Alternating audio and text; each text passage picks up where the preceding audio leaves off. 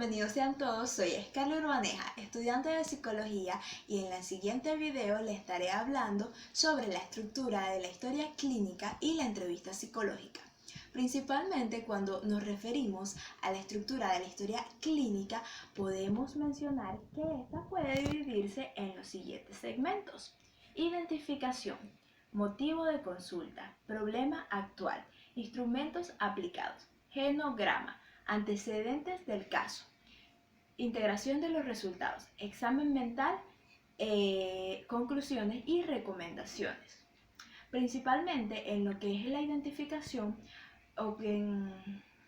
se redactan lo que es los datos personales del individuo, como sus iniciales, su edad, su sexo, escolaridad, ocupación, estado civil, lugar y fecha de nacimiento, y en caso de que sean niños puede añadirse la identificación de algún representante.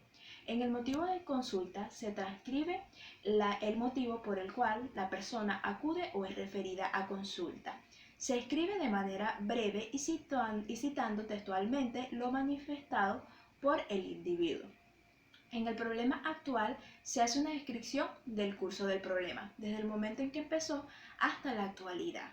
Seguidamente, en los instrumentos aplicados, nombramos las herramientas que nos sirven para la recolección de los datos, como la entrevista, el examen mental o algún test aplicado.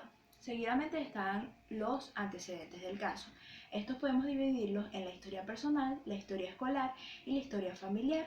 La historia personal hace referencia a los antecedentes pre, post y perinatales del individuo, así como sus relaciones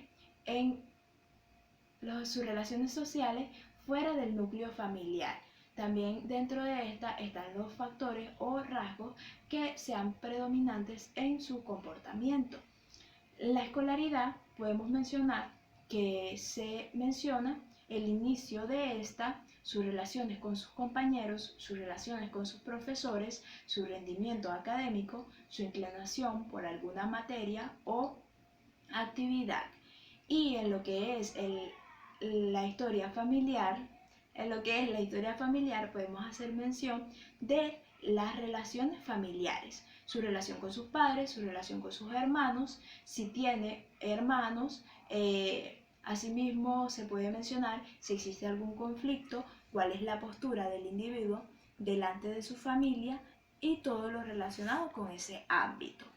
Seguidamente se hace el examen mental.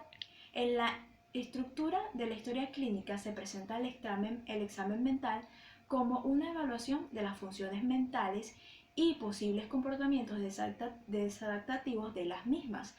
Las funciones mentales principalmente evaluadas son la conciencia, el lenguaje, la atención, el pensamiento, la memoria, la afectividad, la psicomotricidad, entre otras.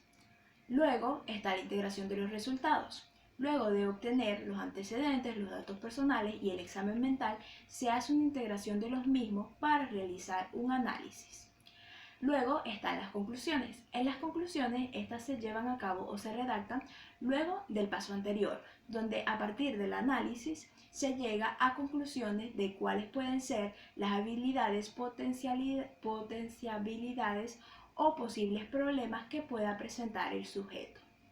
Y finalmente, las recomendaciones. Estas se llevan a cabo basándose en las características del caso y tomando en cuenta la orientación terapéutica que se le dará. Cuando hablamos de entrevista por su parte, cabe mencionar que esta se divide en 3 etapas. La primera etapa es la etapa del contacto. En esta nos aseguraremos de poder establecer un contacto ameno con el sujeto, donde podamos desarrollar el rapport para que la persona se sienta a gusto. Seguidamente está la segunda etapa, que es la etapa del desarrollo.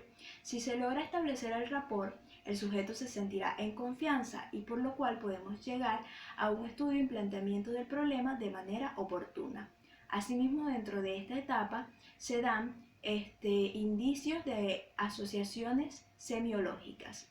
Cabe recalcar que partiendo de la semiología podemos identificar síntomas y signos que puedan manifestarnos alguna alteración en las funciones del individuo. Por ejemplo, en la atención, podemos identificar cuando evaluando la atención que el individuo pone al momento de realizar las pruebas o al momento de responder o al momento de responder con coherencia a las preguntas que se le hacen.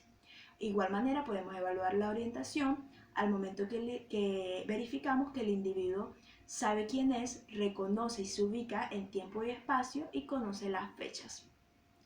Por otra parte está la fase final, que es la fase de despedida. En esta se pueden aclarar dudas y se pueden entablar futuras fechas para posibles entrevistas. Asimismo, se debe preparar al sujeto para finalizar la sección.